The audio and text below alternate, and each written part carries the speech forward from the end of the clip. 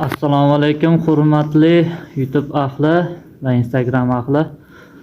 Mana bugun Andijon viloyati Baliqchi tumani Chinobod shaharchasiga keldik. Shu yerda gipki kamin mahsulotlari ishlab chiqarilayotgan ekan. Shuni sizlarni e'tiboringizga havola qilgani keldik. Mana hurmatli azizlar, gipki kamin mahsuloti chiqish ko'rinishi, fasadi mana tarkiblari, mana qo'shilishlari. Bu yerda ham bor. Assalomu alaykum hurmatli ustaka. Mana gipki kamin ishlab chiqaryapsizlar ekan. Shuni eshitib keldik. Shunga bir xalqni e'tiboriga havola qilmoqchimiz gipki kaminimizni. Shunga bir ikki savollarimiz bor. Shunga murojaat bersangiz, savol-javob o'tkazib olardik. Xo'p, ustaka, birinchi savolim gipki kamin mahsuloti, bu qurilish mahsulotini kelib chiqish tarixi bir so'zlab bersangiz qiziqarli bo'lardi. Va alaykum assalom, xush kelibsizlar. Sog'lar yaxshimi, charchamayapsizlarmi? Xonadonlar tinchmi? Bu gipki kamin mahsulotimiz, ya'ni o'zbekchasiga egiluvchan tosh mahsuloti. Bu 50 yillardan ziyod vaqt mobaynida Germaniyada bu ishlab chiqarish boshlangan. Germaniya texnologiyasi asosida ishlab chiqarilyapti. Xalqimizga sifatli, o'ta chidamli darajadagi qurilish mahsulotini ishlab chiqarish maqsadida biz ham o'z hissamizni qo'shib, shu ishlarga bosh qo'shib ishni boshladik. Ishlab chiqarishni ko'rasizlar. Kimga ma'qul bo'lsa, shu rangi qaysi holatda bo'lishini bizga murojaat etilsa, kelishilgan narxlarda bularni biz tayyorlab yetkazib beramiz. Bundan tashqari, bu mahsulotimiz suvga chidamli hamda olovda yonmaydigan mahsulot hisoblanganligi sababli binolarni tashqi fasad joylariga hamda sokol qismlariga yopishtiriladi. Bundan tashqari, hammomga, oshxonalarga, hojatxonalarga yopishtiriladigan mahsulot. Endi bunda asosan mana qumsuvoq, ya'ni ruschasiga aytganda shtukaturka qilingan joylarga, silliq, tekis joylarga yopishtiriladi. Sokol qismiga yopishtirilganda, devor qismiga yopishtirilganda, bu yerda nam, sho'r chiqmagan chiroyli joylarga tekislangan holatda yopishtirib boriladi.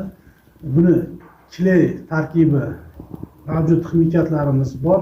Bu ximikatlar asosida kley tarkibini o'zimiz tayyorlab beramiz. Yopishtirishda ham bu mahsulotni yetkazib berish holatida. Xo'p, ustaka, mana birinchi savolni qilaylik. Ikkinchi savolimiz, mahsulot tarkibi nimalardan iborat o'zi? Mahsulot tarkibini asosini oladigan bo'lsak, bu yerda mana bu mahsulotimiz, ya'ni stekloxoz. Buni tarkibi, ya'ni shisha tolalik mato hisoblanadi. Bu narsa umuman namlikni o'tkazmaydi.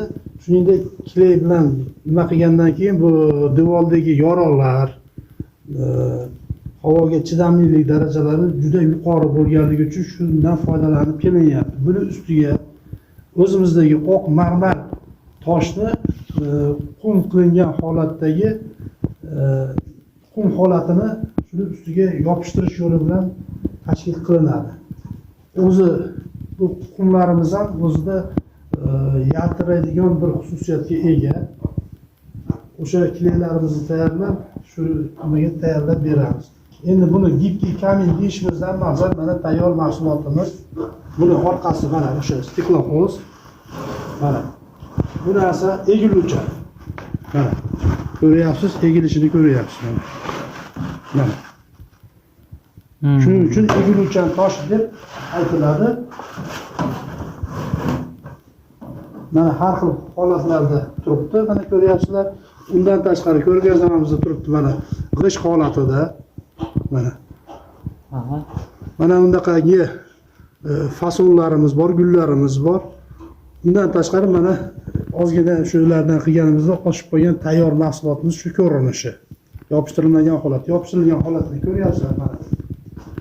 Har bir insonni bizga o'sha buyurtma bergan buyurtmachini didiga qarab turib rangi, ishlarini mana razmerlariga, shakllariga qarab aytilgan holatida biz tayyorlab beramiz bu narsani. Shuningdek, ularni yopishtirib berish uchun bizning ustalarimiz ham bor.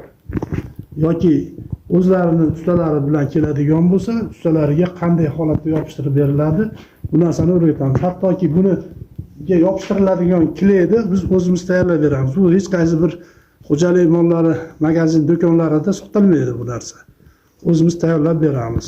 Kerakli kvadratiga borib joyda yopishtiriladigan joyni holati hammasi o'rganib chiqiladi. Tekisligi yoki boshqa holatni o'rganib chiqib, o'sha kvadrat metrini hisoblaymizda, kelishilgan narxlarimizda kelishib, chiroyli qilib yopishtirib berish, tayyorlab berish xizmatlarini amalga oshiramiz. Rahmat javob uchun. Usta aka, gepki kaminni qayerlarga yopishtirish mumkin? Aytib o'tganimdek, asosan hozir tashqi devorlarning tashqi fasad qismiga, sopin qismiga, hammomlarga, hojatxona va oshxonalarga yopishtiramiz. Sabab oshxonada masalan ovqat tayyorlashda o'sha olovdan foydalaniladi. Bu yonmasligi sababli o'sha joyga juda ma'qul tushadigan mahsulot. Mana usta aka, keling gepki kaminni chidamlilik darajasi va kafolati qanday? Shuni bir qog'ozda aytib o'tsangiz. Bu asosga berilayotgan stekloxoz matoyimizni asosan ekologik tomondan sof, toza, buni ustiga lak beriladi. Ya'ni bir necha marta ustidan lak surkash imkoniyati bor. Undan tashqari devorlarda hosil bo'ladigan yoriqlarni yopib ketadi.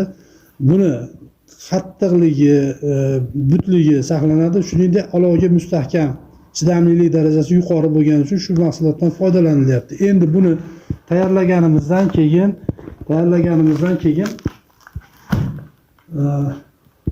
hozir ustalarimiz bunga 15 yilgacha kafolat berishyapti. Shu mahsulotni o'ziga, devorga emas, shu mahsulotni o'ziga. Yopishtirilgandan keyin shu 15 yilga nima berilyapti? Bu ko'chmaydi. Mana ko'ryapsiz, hech qanday. Buni yilda 1-2 masalan tashqariga qo'yganingizdan keyin uy, hovli joylarda tashqi tomoni, ko'cha tomoniga agar yopishtiriladigan bo'lsa, bilasizki, transport vositalari o'tish natijasida chang, g'ubor o'tirishi mumkin. Bu holatda nima qilinadi? Bu holatda shlangdagi suv bilan yuvib qo'yish imkoniyati mavjud. Yana buni o'zimiz oddiy oqay sepib yoki boshqa kraska qilish hojati yo'q. Biz o'sha bir marta tayyorlab beramiz, shuni sepadigan laklarni sepib berganimizdan keyin buni ustini suv bilan yuvib tursa bo'laveradi. Yana o'z holatida turadi bu narsa. Chang g'uborlari ketadi. Stekloxoz mahsuloti bu Rossiya davlatida ishlab chiqariladigan mahsulot. Mana shu yerda mana upakovkasida turgan, o'zini qadog'ida turgan nima bor? Mana Rossiya davlatida ishlab chiqarilgan. Hatto buni shu holatda saqlash muddati ham 5 yilga ega. Bu mahsulot qanday? O'zida nafas oladigan, yonmaydigan, eng oxirgi finishni qilinadigan nima? Paketga hisoblanadi. Shuningdek, devor va patolog qismlariga ham bo'laveradi. Ichki holatlarga, xona ichkarisidagi xonalarga ham bo'laveradi. Bu yerda ofislar, o'quv va bog'cha, shuningdek kasalxonalarga, ishlab chiqarish tashkilotlari xonalariga, jamoa joylaridagi qurilma binolarga, hattoki zinapoyalarga yopishtirish imkoniyati mavjud bu yerda. Bo'ladigan bu yopishtiriladi beton, g'isht, tosh, masalan DSP deydi, DVP deydi. Shularga hammasiga yopishaveradigan mahsulot bu. Xo'p, mana usta aka, gepki kaminni ishlab chiqarish maqsadida xalqdanmi yo biz obunachilardanmi murojaat qilinsa o'rgatasizlarmi? Albatta bu hunarni murojaat qilganlarga albatta o'rgatamiz. Hammasini ipidan ignasigacha sir sinoatini o'rgatamiz. bizdan shu qoladi, yaxshilik qoladi insondan, boshqa narsa emas bu. Mana hurmatli YouTube va Instagram kuzatuvchilari, eslatib o'tamiz, manzilimiz Andijon viloyati Baliqchi tumani Chinobod shaharchasi. Telefon nomerlar 94 289 00 43 33 145 79 84. Sizlar bilan Fan Klub TV 24 kanali bo'ldi.